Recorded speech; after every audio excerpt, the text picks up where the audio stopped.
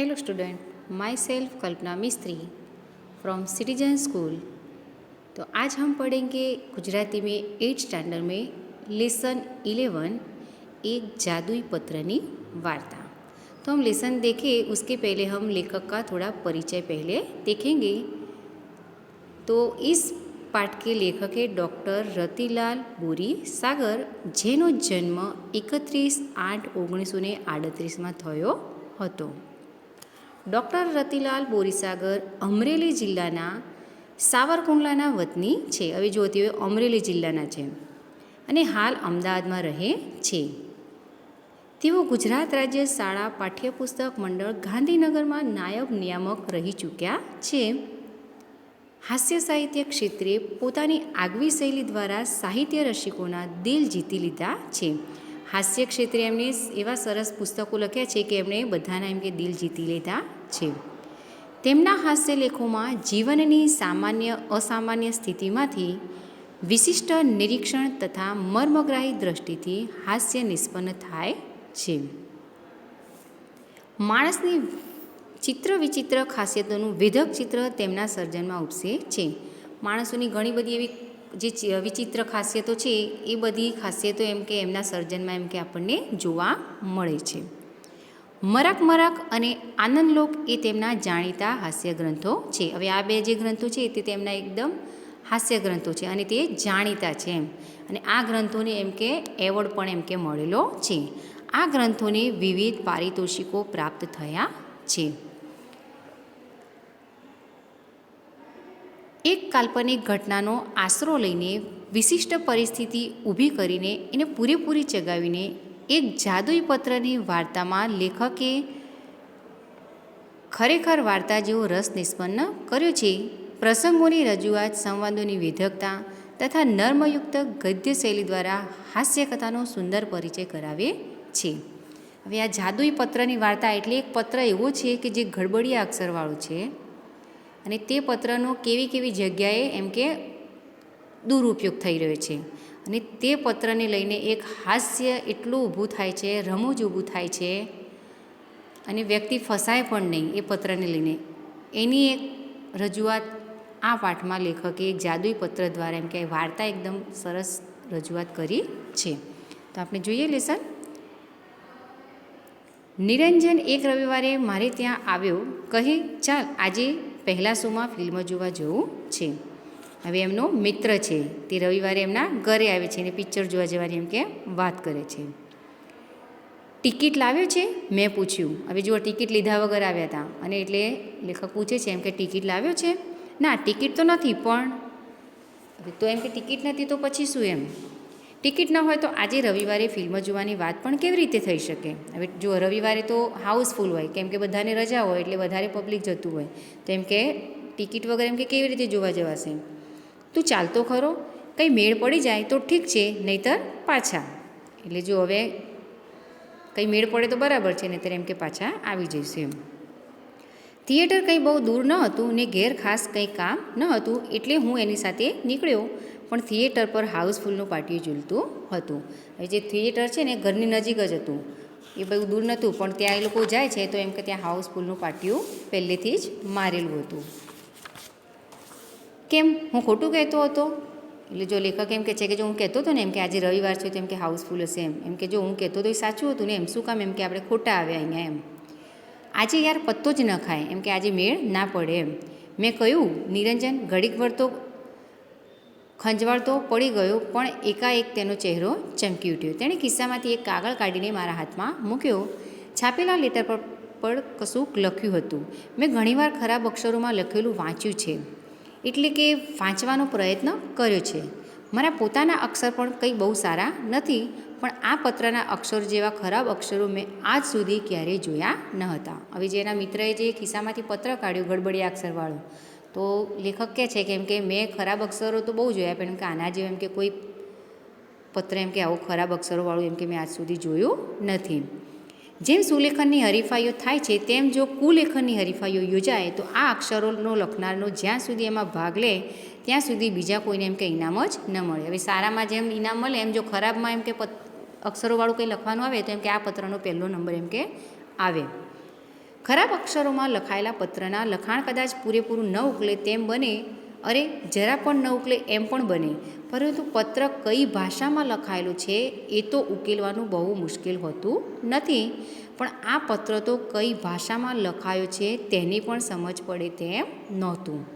હવે જો હું કહું, ઘણીવાર આપણે બધા લખાણ જોઈએ છે તો ભાષા તો આપણને સમજ પડે, પણ આ જે લેખકના મિત્ર જોડે જે પત્ર હતો એમાં તો એમ કે કઈ ભાષામાં છે એવું પણ લખાણ એમ કે સમજણ પડતી નહોતી. આમાં શું લખ્યું છે મેં નિરંજનને પૂછ્યું. એની તો મને પણ સમજ પડતી નથી, પણ આ મારા એક દૂરના કાકાનો લખેલો પત્ર છે. મારા કાકા પોતે પણ એમણે એકવાર લખેલું લખાણ ફરી વાંચે છે ત્યારે પૂરું ઉકેલી શકતા નથી. હવે જો એમના કાકા પોતે પોતાના જ અક્ષરો ઉકેલી નથી શકતા તો બીજો કેવી રીતે ઉકેલી શકે? એમણે આ પત્ર આપીને મને મારા કાકી પાસે મોકલ્યો હતો. આમ તો મારા કાકી પણ મારા કાકાનું લખેલું કશું વાંચી શકતા નથી. હવે જો અક્ષર જ એવા હોય કે પોતે ના વાંચી શકે તો બીજું કેવી રીતે વાંચી શકે? એટલે એમના મિત્રના જે કાકા હતા એમની કાકીનો લખેલો પત્ર એમ કે વંચાવવાની વાત કરતા હતા. વિશાળ પછી મારા કાકાએ મારા કાકીને જે પત્ર લખેલા તે કાકીએ લગ્ન પછી મારા કાકા પાસે વંચાવવાનો પ્રયત્ન કરેલો. હવે સ્વાભાવિક છે કે લગ્ન પહેલાં બધા લેટર લખતા હતા, ત્યારે ફોન છે બધાના જોડે તો બધા ફોનનો યુઝ કરે છે, પણ તે વખતે શું હતું, પત્ર લખવાનું, કાગળ લખવાનો રિવાજ હતો. તો એમ કે એ વખતે એમ કે કાગળ લખ્યા હતા એ વખતે. તો આ કાગળ એમ કે એમનાથી ઉકલાયા નહોતા, એટલે એમ કે લગ્ન પછી હજી પણ એમ કે કાકી એ લગ્નના પહેલાંના કાગળ એમ કે કાકા જોડે વંચાવે છે, એમ શું લખ્યું છે એમ પ્રયત્ન કરે છે. મારા કાકાએ પત્રો પૂરેપૂરા ઉકેલી શક્યા તો ન હતા, પણ યાદશક્તિને આધારે ને વધુ તો કલ્પનાને આધારે મારા કાકાએ તે પત્રોમાંથી કેટલુંક ઉકેલી આપ્યું હતું. આજે પણ મારા કાકાના એ પ્રેમ પત્રો ખુલ્લા રખડતા હોય છે, કેમ કે હવે કોઈને ઉકલે એવું જ નથી, એટલે પત્રો ખુલ્લા મૂકો કે એને કોઈ જગ્યાએ વ્યવસ્થિત મૂકો તો કોઈ જેમ કે ફરક પડે એવું નથી, કેમ કે કોઈ એ વાંચી જાય તેવો ભય હોતો નથી. નિરંજન એના કાકાના અક્ષરો ઉકેલી શકતો ન હતો, પણ એ અક્ષરો વિશેનો એનો અભ્યાસ ઘણો ઊંડો હોય એમ લાગ્યું. નિરંજન થોડીવાર માટે અટક્યો. એનો લાભ લઈને હું બોલ્યો, હા, પણ તેનું અહીં શું છે? હવે જો એ પત્રનો લાભ કેવો લે છે, એનો ગેરફાયદો કેવો ઉઠાવે છે એ જુઓ. ફિલ્મ ન જોવાય એટલે શું આ પત્રો ઉકેલવામાં 3 કલાક ગાળવાના છે? પહેલાં તો લેખકને એમ લાગ્યું કેમ કે ફિલ્મનું પાટિયું હાઉસફુલ છે તો શું આ પત્ર વાંચવા બેસીશું આપણે એમ ટાઈમપાસ કરવા? અને જો એવો વિચાર હોય તો મારો સ્પષ્ટ મત છે કે 3 કલાક તો શું, પણ 3 ભવે આ ન ઉકલી શકે. લેખકને એમ હતું કે આ પત્ર વાંચવાની વાત એમ કે કરતા હશે એમના મિત્રો, એટલે એમ કે આ તો એમ કે પત્ર વંચાયો નથી એમ. 3 ભવ એટલે કે 3 જિંદગી સુધી વાંચીને તો પણ એમ કે વંચાયો નથી. તેથી જ મને લાગે છે કે આપણે ફિલ્મ જોઈ શકીશું, નિરંજને કહ્યું.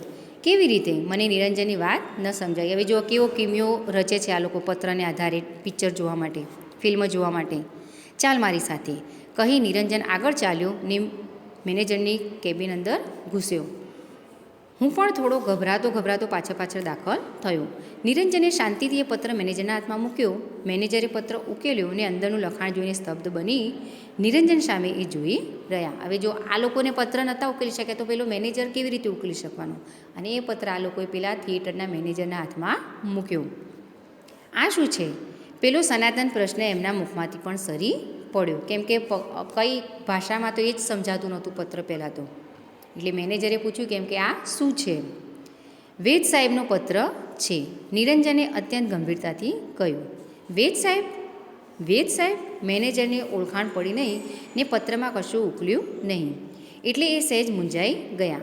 પરિસ્થિતિનો લાભ લઈ નિરંજને એમને અડધેથી અટકાવીને કહ્યું, વેદ સાહેબ લાયન્સ ક્લબના ડિસ્ટ્રિક્ટ ગવર્નર છે. જુઓ બાળકો, તમારે આ બધા પ્રશ્નો યાદ રાખવા પડશે, અમુક એક્ઝામમાં પૂછાઈ શકે છે અંદરથી. તો એમ કે વેદ સાહેબ કોણ હતું? તો લાયન્સ ક્લબના ડિસ્ટ્રિક્ટ ગવર્નર છે. મારા એ કાકા થાય. હવે જો ઓળખાણ કરે છે, પત્ર તો કોઈ વાંચી શકે કે ઉકેલી શકે એમ નથી, પણ એ પત્રનો ઓળખાણ કરાવીને એમ કે ગેરફાયદો ઉઠાવે છે આ લોકો. એમણે કહ્યું છે કે મેનેજર સાહેબને આ પત્ર આપશો એટલે બંને મિત્રો માટે ફિલ્મ જોવાની વ્યવસ્થા કરી આપશે. જુઓ કેવી વાત કરી, જોઈ પત્રનો દુરુપયોગ કેવો કર્યો. ફિલ્મમાં જોવા માટે ટિકિટ ના મળી તો એમ કે જગ્યા કરી આપે, એમ કે આ વેદ સાહેબનું પત્ર છે એમ કરીને એમ કે એમનું કાગળ છે એમને લખી આપ્યું છે કે એમ કે અમને બેસવા દેજો એમ. મેનેજર દ્રેગમૂળ બનીને ઘડીક પત્ર સામે જુએ ને ઘડીક નિરંજન સામે જુએ. એણે ચશ્માના કાચ પર 2-3 વાર સાફ કરી જોયા, પણ કંઈ વળ્યું નહીં. એટલે એણે નિરંજને કહ્યું, તમે તો જાણો છો કે આજનો શો હાઉસફુલ છે. હવે મેનેજરે કહ્યું કે તમે જાણો છો કે આજનો શો હાઉસફુલ છે, તો કેવી રીતે એમ કે પોસિબલ છે એમ. હા સાહેબ, નિરંજને ઠાવકાઈથી કહ્યું.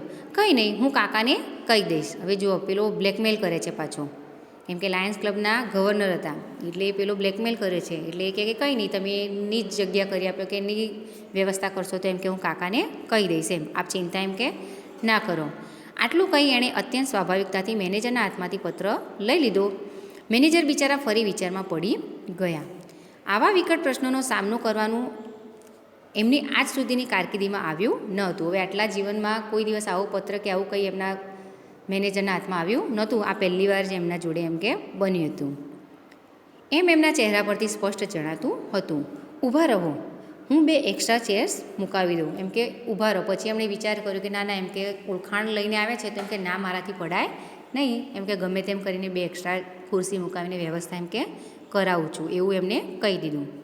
કહી એમણે ઘંટડી મારી. પ્યુન આવ્યો એટલે એમણે એને કહ્યું, બાલ્કનીમાં 2 એક્સ્ટ્રા ચેર્સ મૂકીને બંને ભાઈઓને ત્યાં બેસવાની વ્યવસ્થા કરી દે.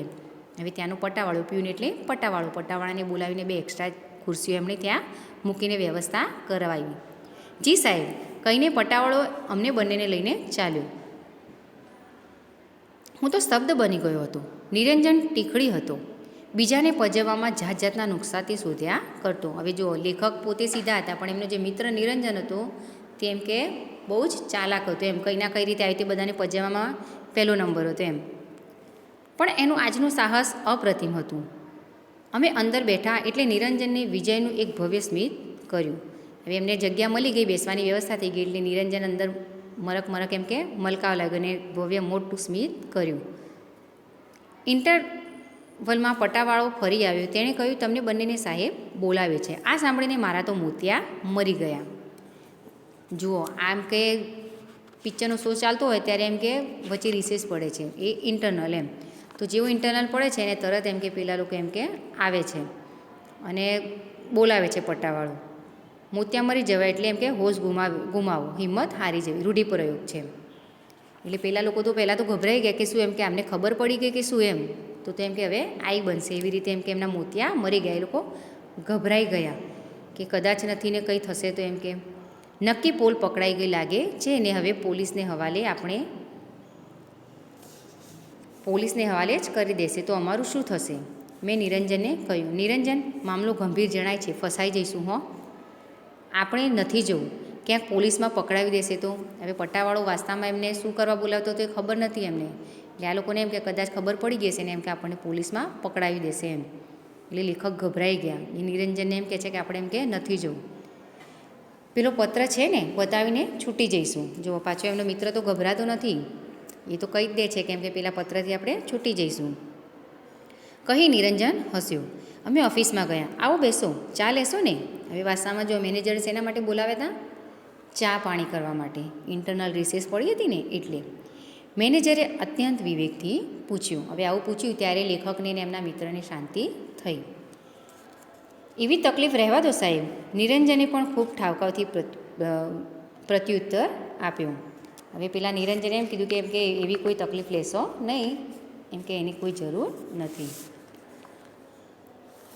અરે એમાં તકલીફ શાની? ચા તો મંગાવી જ લીધી છે. તમને ફિલ્મ જોવામાં કંઈ તકલીફ તો નથી પડી ને? જો એક તો મફતમાં બેઠા છે, પેલાને ખબર નથી, અને પેલા જાદુઈ પત્રની અસર કેવી કરે છે જુઓ પેલા મેનેજર ઉપર.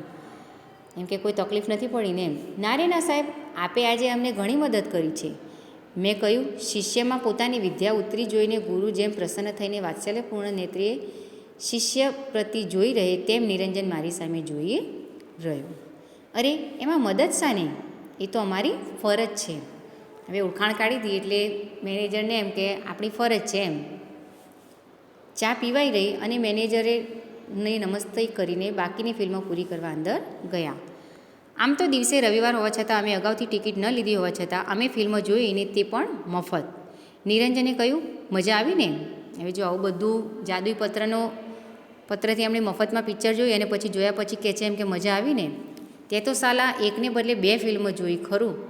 હવે ક્યારે આવું કામ હોય તો કહેજે, આ જાદુઈ પત્રથી થઈ જશે. હવે એમ કે પાછો એમનો મિત્ર જો લેખકને કહે છે કે હવે કંઈ આવું કંઈ કામ હોય તો આ જાદુઈ પત્રથી એમ કે આપણે ઉકેલી દઈશું, આપણું કામ કઢાવી લઈશું એમ. કંઈ પણ કામ હોય તો કહેજે એમ. હવે જો આ એક પડદો પૂરો થાય છે વાર્તાનો, હવે બીજો ચાલુ થાય છે. એક સુવિખ્યાત કંપનીમાં કેટલાક ક્લાર્ક લેવાના હતા. મેં અરજી કરી હતી. 15 દિવસ પછી મારો ઇન્ટરવ્યૂ હતો અને આ જાદુઈ પત્ર લઈને કંપનીના મેનેજરને મળવાનો તુક્કો સૂઝ્યો.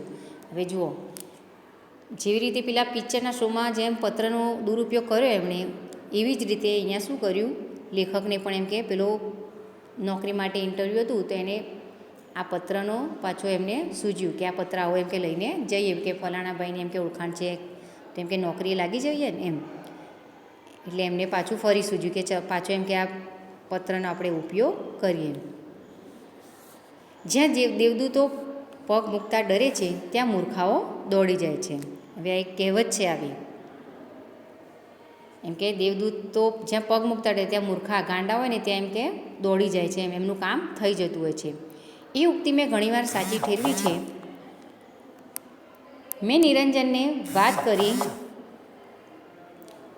ને પેલો પત્ર આપવા કહ્યું. નિરંજને કહ્યું, પત્ર આપવામાં તો કશો વાંધો નથી, પણ તને એનો ઉપયોગ કરતા નહીં આવડે તો નોકરી તો બાજુ પર રહેશે ને ક્યાંક ભરાઈ પડીશ. પણ મને હવે આત્મવિશ્વાસ આવી ગયો તો મેં કહ્યું, તારી સાથે રહીને મેં એ આવડત કેળવી લીધી છે. ગુરુએ શિષ્ય પર ભરોસો રાખવો જોઈએ. હવે એમ કે લેખક એમ કહે છે કે એમ કે તારી જોડે રહીને એમ કે હું પણ એ શીખી ગયો છું, એટલે મને પણ એમ કે આવડી ગયું છે એમ, તું એમ કે ચિંતા કરીશ નહીં. નિરંજને મને પત્ર આપ્યો. પત્ર લઈને હું કંપનીની હેડ ઓફિસે પહોંચી ગયો. મેનેજરના પીએને મેં ચિઠ્ઠી મોકલીને કહેવડાવ્યું કે લાયન્સ ક્લબના ડિસ્ટ્રિક્ટ ગવર્નરનો પત્ર લઈને હું મેનેજરને મળવા માગું છું. હવે અહીંયા પણ ગવર્નરનો પત્ર કરીને એમણે બતાવ્યો નોકરી લેવા માટે. થોડી વારમાં તેડું આવ્યું. મેનેજરના પીએની ઓફિસમાં મને લઈ જવામાં આવ્યો. મારી ગભરામણ વધતી જતી હતી. મારાથી કંઈ ગલ્લા તલ્લા થઈ જાય તે પહેલાં મેં મારું અમુક શસ્ત્ર વાપરી નાખ્યું. એકદમ પેલો પત્ર મેં પીએના હાથમાં મૂકી દીધો. પત્ર જોઈને ચમક્યા. તેમણે કહ્યું, આ તો વેદ સાહેબનો પત્ર છે. હવે જો અહીંયા તો ઓળખાણ પડી ગઈ, પહેલાં એમને ખબર પડી ગઈ, વેદ સાહેબના અક્ષર ખબર હશે એટલે એમને જોતાની સાથે જ કહી દીધું કે એમ કે આ તો એમ કે વેદ સાહેબનો પત્ર છે. હા, મેં કહ્યું, તમે એમને ક્યાંથી ઓળખો? મારા કાકા, મીન્સ કે મારા મિત્રના કાકા છે. પત્રમાં શું લખ્યું છે? પેલો સનાતન પ્રશ્ન તેમના મુખમાંથી સરી પડ્યો. હવે આમને પત્ર તો અક્ષર જોઈને તો પત્ર ખબર પડી ગઈ, પણ એમને એમ કીધું કે પત્રમાં એમ કે શું લખ્યું છે, એમના મુખમાંથી પણ આ પ્રશ્ન નીકળ્યો. મેં પત્ર ઉકેલ્યો નથી. ઉકેલ્યો હોત તોય કહી તે જરા હસ્યા અને ઊભા થઈને અંદરની કેબિનમાં ગયા. હું ખરેખર ગભરાઈ ગયો. કુરુક્ષેત્રના મેદાનમાં મૂંઝાઈ ગયેલા અર્જુન જેવી મારી સ્થિતિ હતી, પણ મારો કૃષ્ણ નિરંજન ત્યાં હાજર ન હતો. હવે થોડી વાર તો લેખક ગભરાઈ ગયા. એમનો મિત્ર નહોતો એટલે એમને થોડીક વાર તેમ થઈ ગયું કે હું શું કરું એમ. થોડી વાર એ પીએ બહાર આવીને કહ્યું, અંદર જાઓ, સાહેબ બોલાવે છે. હવે તો હું ધ્રુજવા લાગ્યો. એને પણ એમ થયું કે કંઈક ખબર પડી ગઈ હશે. તો ઘડીભર તો મને થયું કે અહીંથી નાસી છૂટું, પણ એમ કરવામાં હિંમત ચાલી નહીં. ફાંસીની ખોલી તરફ જતો હોઉં એમ ઘસરાતે પગે હું અંદર ગયો. અંદર સાહેબ બેઠા હતા. હું અંદર ગયો ત્યારે એ પત્ર ઉકેલવામાં મશગુલ હતા. હું જોઈને ઊભો રહ્યો એટલે કહે, બેસો. હું બેઠો એટલે એમણે પૂછ્યું, તમે વેદ સાહેબને કેવી રીતે ઓળખો? હવે આવો વેદ સાહેબનો અક્ષરવાળો પત્ર એ ખબર પડી, પણ આને એમ કે પૂછ્યું કે વેદ સાહેબને તમે એમ કે કેવી રીતે ઓળખો? મારા મિત્ર નિરંજન વેદના એ કાકા થાય. મને લાગ્યું કે પત્રની અસર થઈ રહી છે. એમ, નિરંજન તમારો મિત્ર છે? સારું, આ પત્ર તો મારો જ છે. હવે જો થયું કેવું કે જે વેદ સાહેબનો પત્ર લઈને ઓળખાણ લઈને આવ્યા હતા તે જ એમ કે આ વેદ સાહેબ અહીંયા હતા. સ્વાગત બોલતા હોય એમ કહ્યું, પણ શું લખ્યું છે તેનો અત્યારે ખ્યાલ નથી આવતો. તમે કહો છો કે આ પત્ર મારા પર લખાયેલો છે, પણ એનો મેળ બેસતો નથી. મેં મારી જ ઉપર કદી પત્ર લખ્યો હોય એવું મને યાદ આવતું નથી. હવે જે આ વેદ સાહેબ હતા એમને એમ થયું કે કદી મેં મારા ઉપર પત્ર લખ્યા એવું મને નથી ખબર, હું બીજાને લખતો હતો. એટલે યાદશક્તિ પ્રમાણે એમણે આ કોયડો ઉકેલ્યો. આ સાંભળીને મને તો ધરતી ફરતી લાગી. લેખકને તો ચક્કર આવી ગયા આવું સાંભળીને. સાહેબના ટેબલ પર પડેલા પાટિયા પર મારી નજર પડી. લખ્યું હતું M.G. વેદ. હવે આને ખબર નથી લેખકને કે આ વેદ સાહેબના ત્યાં જેમ કે નોકરીની જગ્યા પડી છે. અને જેવું પાટિયું જોયું, નામ જોયું તો આમ છક્કા છૂટી ગયા એમના તો. મારું નસીબ મને ખુદ વેદ સાહેબ પાસે જ ખેંચી લાવ્યું હતું. મેં નિરંજને વાત કરી હોય તોય આ ગોટાળો ન થાત. જોકે વેદ સાહેબ તો હજુ પત્ર ઉકેલવામાં જ પ્રવૃત્ત હતા. થોડીવાર પત્ર સામે જુઓ, વળી મારી સામે જુએ, પછી જાણે સ્વાગત બોલતા હોય એમ ફરીથી બોલ્યા, મેં નિરંજનને એના કોઈ ભાઈબંધ માટે આવો પત્ર લખી આપ્યો હોય એવું યાદ નથી આવતું, પણ આ લેટર પેડની અક્ષર તો મારા જ છે, કેમ કે એમનો લખેલો પત્ર એમને ખબર હતી, એટલે એમણે કીધું કે મેં એમ કે કોઈ લખી આપ્યું નથી, પણ આ અક્ષર તો એમ કે મારા જ છે.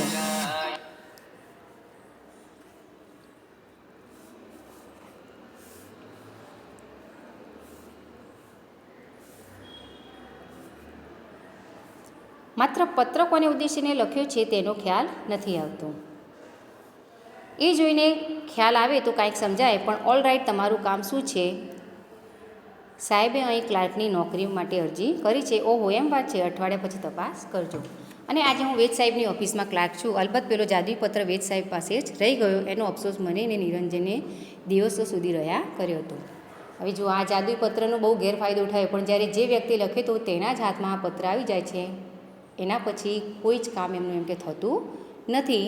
એટલે આવું ગડબડિયા અક્ષરવાળું હોય, કંઈ પણ હોય, તો આવો ગેરફાયદો આપણે ઘણીવાર ઉઠાવીએ છીએ, પણ એ પણ બહુ ઝાઝું એમ કે ચાલતું નથી.